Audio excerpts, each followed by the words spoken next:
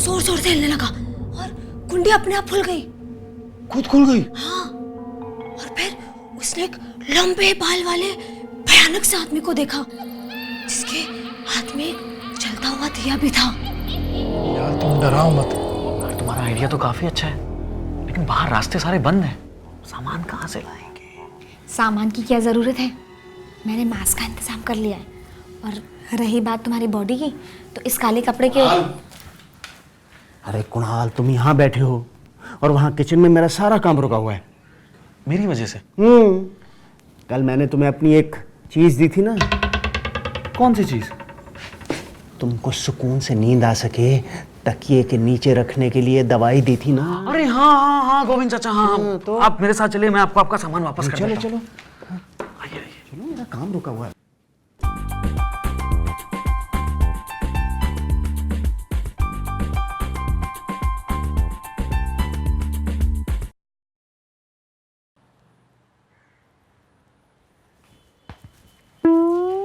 गोविंद जी, ये रहा आपकी नींद का नुस्खा।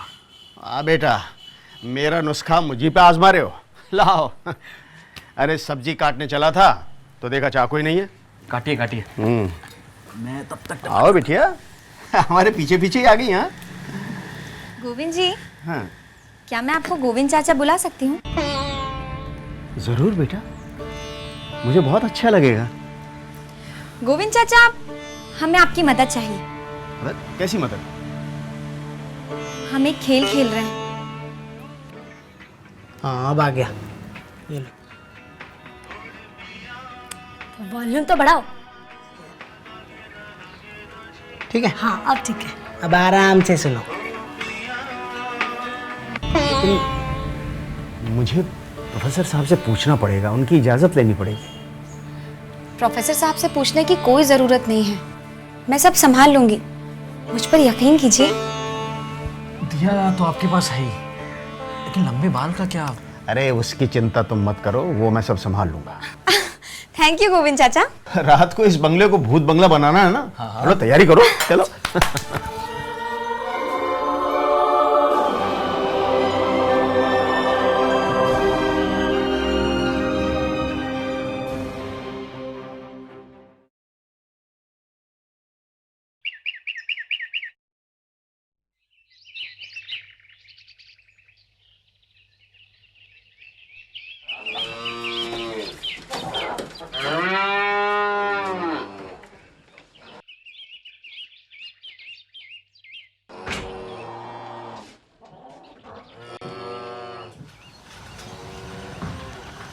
बेटा, अब मेरी तुम्हारे साथ तो निभ नहीं सकती। अब इस उम्र में रोज रोज का लड़ाई झगड़ा मुझसे तो नहीं होता। एक काम करो, तुम मुझे रुपए दे दिया करो, मैं अपना पका खा लूंगी। अरे रुपए का यहाँ फलते हैं? अब मुझे भी तो कुछ रूखा सूखा चाहिए कि नहीं? तो कोई ये थोड़े समझा था कि तुम मौत से लड़कर आ जाओगी। मेरा कुछ तो इंसाफ करो, नहीं तो मैं पंचायत करूंगी। हाँ जरूर करो पंचायत, अरे फैसला हो ही जाए। और मुझे भी ये रात दिन की खटखट पसंद नहीं। ठीक है, अगर तुम यही चाहते हो तो यही सही। हाँ हाँ ठीक है।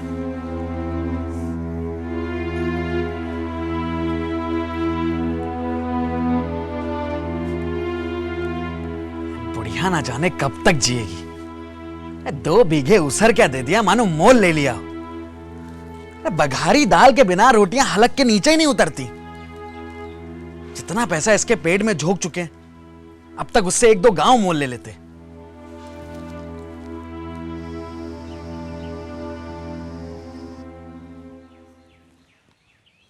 भोला,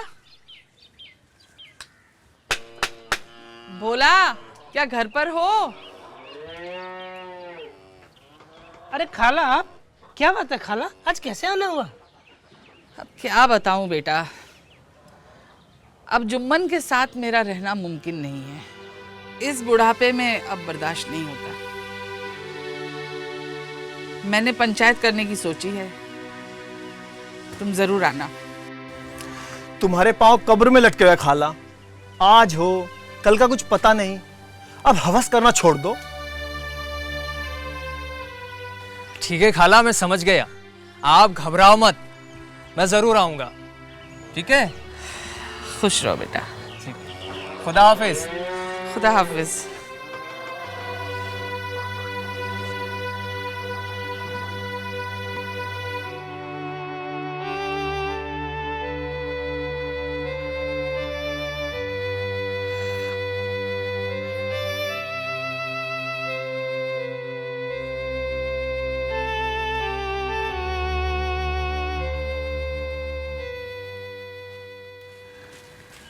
सलाम खाला।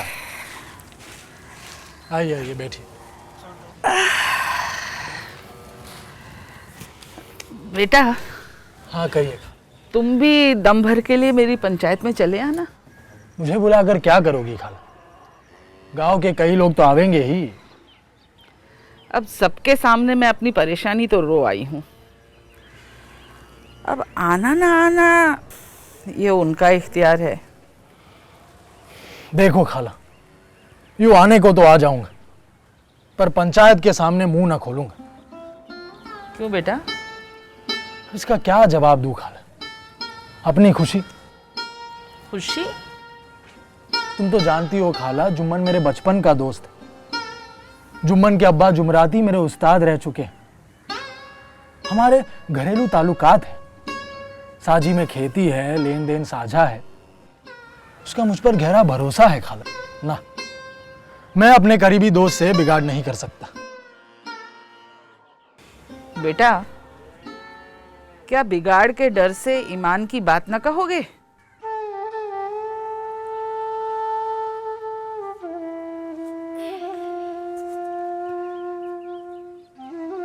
पंचों, 3 साल हुए मैंने अपनी सारी जायदाद अपने भांजे जुम्मन के नाम लिख दी थी। अब ये बात तो आप लोग जानते ही हैं, और जुम्मन ने मुझे ताहयात रोटी कपड़ा देना कबूल किया। अब साल भर तो मैंने इसके साथ रो धोकर काट दिया, मगर अब रात दिन का रोना मुझसे और सहा नहीं जाता। मुझे ना पेट की रोटी मिलती है, न तन का कपड़ा। बेकस बेवा हूं, कचहरी दरबार नहीं कर सकती। अब तुम्हारे सिवा किसको अपना दुख सुनाऊं? तुम लोग जो राह निकालो उसी पे चलूं। अगर मुझ में कोई ऐब देखो तो मेरे मुंह पे थप्पड़ मारो, जुम्मन में बुराई देखो तो उसे समझाओ क्यों एक बेकस की आह लेता है। मैं पंचों का हुक्म सर आंखों पर चढ़ाऊंगी। जुम्मन मियाँ, सरपंच किसे बहते हो? अभी से इसका निपटारा कर लो, फिर जो कुछ पंच कहेंगे वही मानना पड़ेगा। पंचों का हुक्म अल्लाह का हुक्म है। खाला जान जिसे चाहे उसे सरपंच बने, मुझे कोई उज्र नहीं। अरे अल्लाह के बंदे, सरपंच का नाम क्यों नहीं बता देता? जरा मुझे भी तो पता चले। अब मेरा मुंह मत खुलवाओ खाला जान, तुम्हारी बन पड़ी है, जिसे चाहे उसे सरपंच बनो। अरे बेटा, खुदा से डरो। पंच ना किसी के दोस्त होते हैं और ना ही किसी के दुश्मन। कैसी बातें करते हो? अगर तुम्हारा किसी पर यकीन नहीं है तो फिर जाने दो, मगर अलगू चौधरी को तो मानते हो। चलो, मैं उसी को सरपंच बनती हूँ।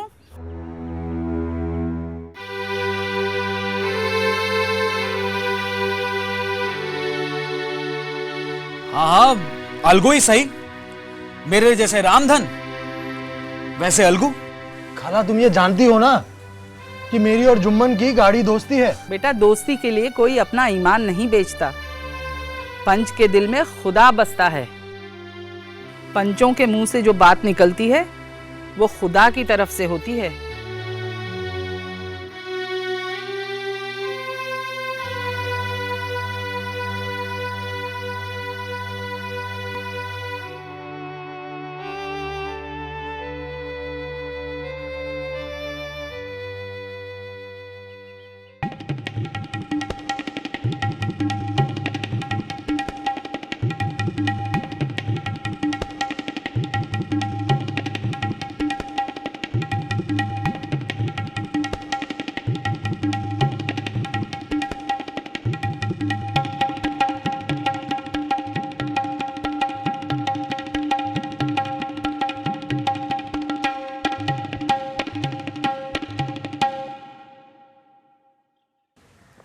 जुम्मन शेख, हम और तुम पुराने दोस्त हैं। जब काम पड़ा तुमने हमारी मदद की और हमसे भी जो कुछ बन पड़ा तुम्हारी खिदमत करते रहे। मगर इस वक्त तुम और बूढ़ी खाला दोनों हमारी निगाह में बराबर हो। तुम्हें पंचों से जो कुछ अर्ज करना है करो।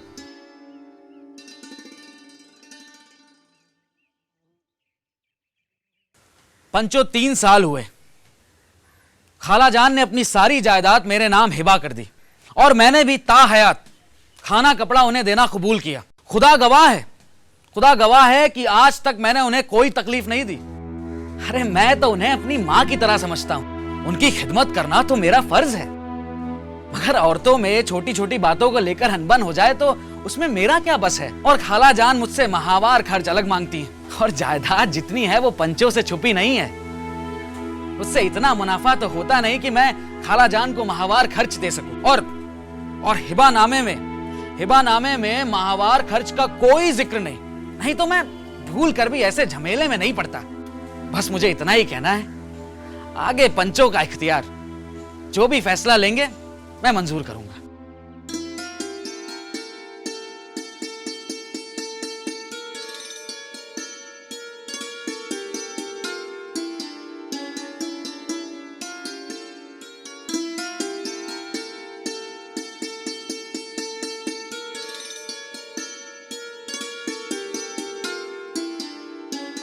जुम्मन शेख,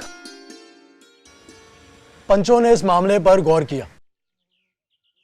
उन्हें यह वाजिब लगता है कि खाला जान को माहवार खर्च दिया जाए।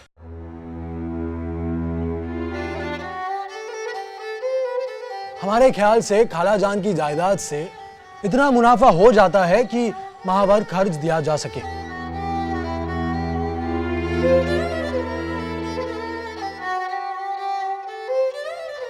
बस यही हमारा फैसला है। अगर जुम्मन को खर्च देना मंजूर ना हो तो हिबानामा रद्द समझा जाए।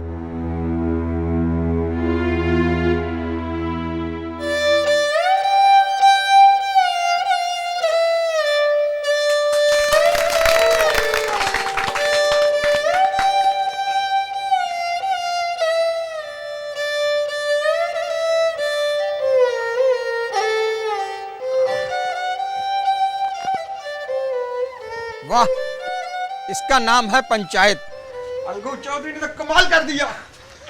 दूध का दूध और पानी का पानी कर दिया। दोस्ती अपनी जगह है, लेकिन ईमानदारी से किया इंसाफ बिल्कुल अलग।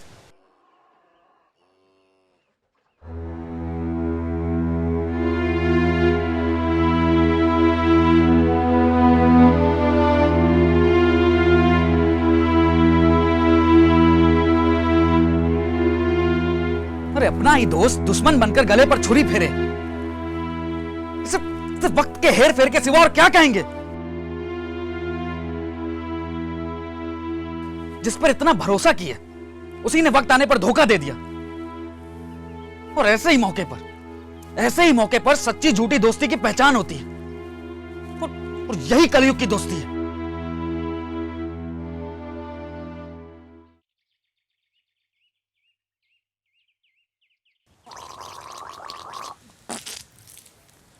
अरे कैसे हो जुम्मन? अरे खैरू भाई, इतने दिनों बाद तुम्हें मेरी याद कैसे आ गई?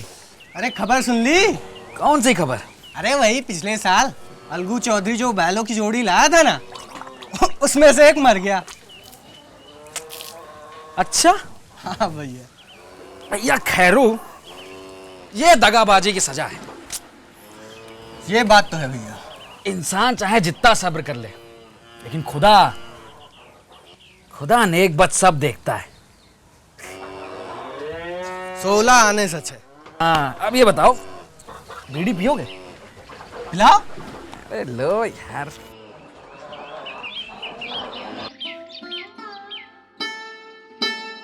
सुबह है, ये जुम्मन ने बैल को जहर खिला दिया। मुझे तो पूरा यकीन है ये जुम्मन का ही काम है। जब से आपने उसके खिलाफ फैसला सुनाया है, तभी से खार खाए बैठा है वो। हाँ, मगर तुम बीच बाजार में करीमन से गाली गलौज मत किया करो। ये मर्दों का मामला है, हमें निपट लेने दो। मुश्किल ये है कि इस बैल का जोड़ कहीं मिल नहीं रहा है। अकेला बैल हमारे किस काम का? सोच रहा हूं इस बैल को बेच डालूं। तुमसे कितनी बार कहा है, दर्जी से करवा लिया करो ये सब काम। कुछ नहीं, मैं कर दूंगी। तुम भी। साहू जी, कैसे आना हुआ? राम राम चौधरी। राम राम साहू जी। राम राम। आइए। चौधरी, सुना है कि आप बैल बेच रहे हो? हाँ, बेचना तो चाहता हूँ। क्या दाम लगाया इसका? 150 रुपए लूंगा इसके। मैं देख लूं बैल को? हाँ हाँ जरूर, अच्छी तरह देख लीजिए। बाद में झकबक नहीं चाहिए मुझे।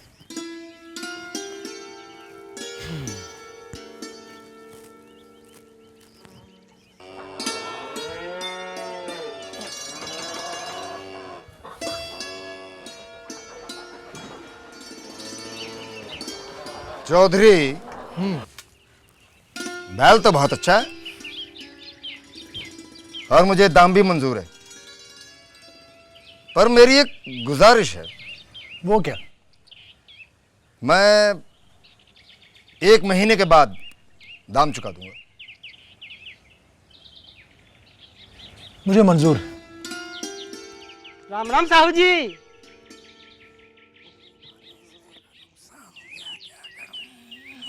क्या बात है, बड़े परेशान लग रहे हो? क्या बात बताऊं भाई, वो अलगू चौधरी का बैल खरीद के गलती हो गई। आधा कोस चलता नहीं है कि हाँफने लगता है। कैसे चलेगा? आप तो उसे रगेदने लगे हैं। दिन में 3-3, 4-4 बार मंडी जाते हो। न चारे की फिक्र न पानी की। अरे अलगू चौधरी के पास था तो क्या ताजा दम लगता था। हम बरसों से क्या गाड़ी हाँकते हैं, हमें मालूम है कि जानवर की देखभाल कैसे करते हैं। तुम अपने काम से काम रखो, हमें समझाओ मत। हमें क्या, हम तो आपकी भलाई के लिए कह रहे थे। ठीक है, जाओ जाओ। देख लेना, एक दिन पछताओगे।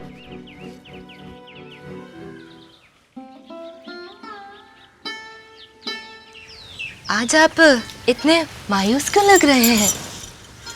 समझू साहू का बैल मर गया। हाय राम, बैल मर गया? अब क्या होगा? मैंने सुना हद से ज्यादा काम करवा रहा था वो उससे। हाँ, सुना तो मैंने भी था। फिर तो मरना ही था। अब हमारे पैसों का क्या होगा? बेचारा दुख में होगा। अभी पैसे मांगना ठीक नहीं, अगले हफ्ते मांग लूंगा। हाँ, यही ठीक रहेगा।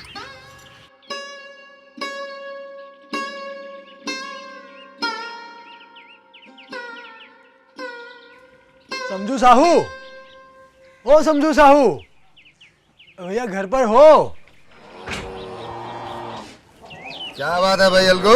समझू, काफी वक्त हो गया है, मेरे पैसे तो दे दो। कौन से पैसे? अरे जो बैल खरीदा था। यहाँ तो सारे जन्म की कमाई लुट गई, सत्यानाश हो गया और तुम्हें पैसे की पड़ी है। अरे मुर्दा बैल दिया था और उस पर भी दाम लेने चले हैं। हाँ, और तुमने तो अधमरा बैल हमारे गले बांध दिया है? हमें निरापोंगा ही समझ लिया है? हम भी बनिए के बच्चे हैं। कोई बेवकूफ नहीं है। पहले जाकर किसी गड्ढे में मुंह धोकर आओ, फिर दाम मांगना। और अगर जी ना मानता हो ना तो हमारा बैल खोल के ले जाओ। हाँ हाँ, 1 महीने के बदले 2 महीने जोत लो, और क्या लोगे? दिखाई ना तुमने अपनी असल जात, अपना कमीनापन। अरे समझू, लानत है तुम पर। साहू को गाली देता है डंडा।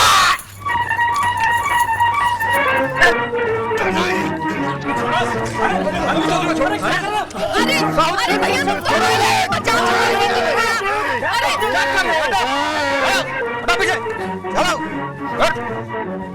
इस तरह काम नहीं चलेगा। लड़ाई झगड़ा लाठियों से मामला सुलझ नहीं जाएगा।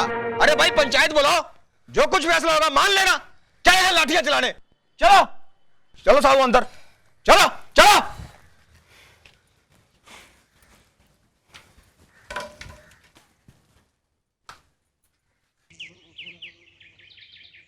अब देरी क्या है? अब तक सरपंच का चुनाव हो जाना चाहिए। बोलो चौधरी, किसको सरपंच बनते हो? समझू साहू ही चुन ले। मेरी तरफ से जुम्मन।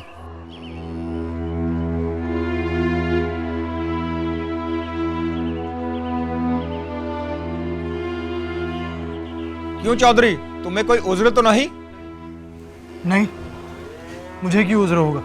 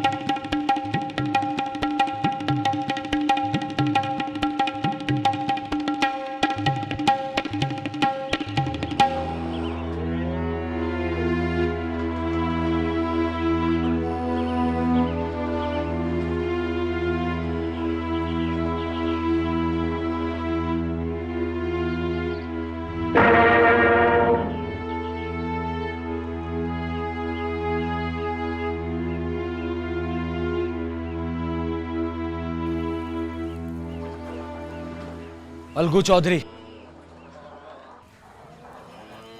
और समझू साहू, पंचायत ने तुम्हारे मामले पर अच्छी तरह बहस की, सोच विचार किया। समझू साहू को चाहिए कि वो बैल का पूरा दाम दे। जिस वक्त उन्होंने बैल खरीदा, बैल को कोई भी बीमारी नहीं थी, और अगर उसी वक्त बैल का दाम दे दिया जाता तो आज समझू साहू कुछ नहीं कर सकते थे।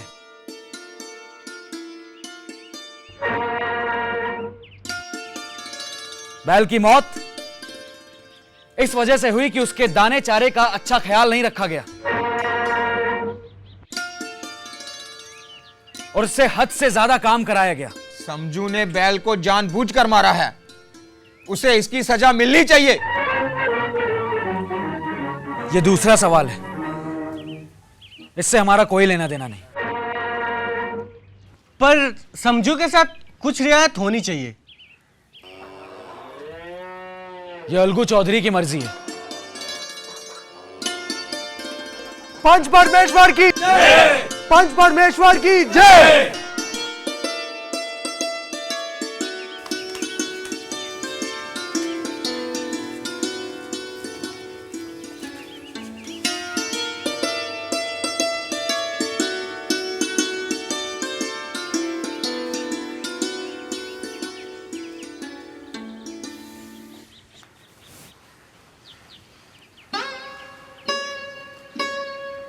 जब से आपने हमारी पंचायत की, हम तो आपके जान के दुश्मन ही बन गए।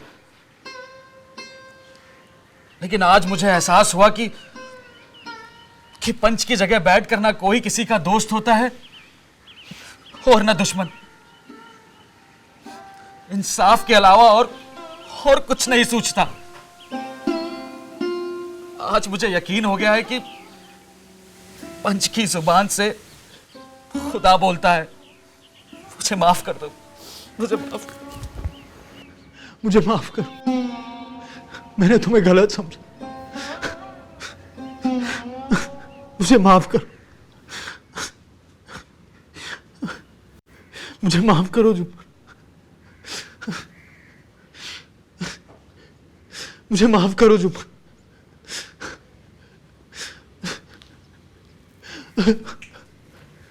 मुझे माफ करो, मुझे माफ करो। सतीश, सतीश, सतीश, तुम रो क्यों रहे हो?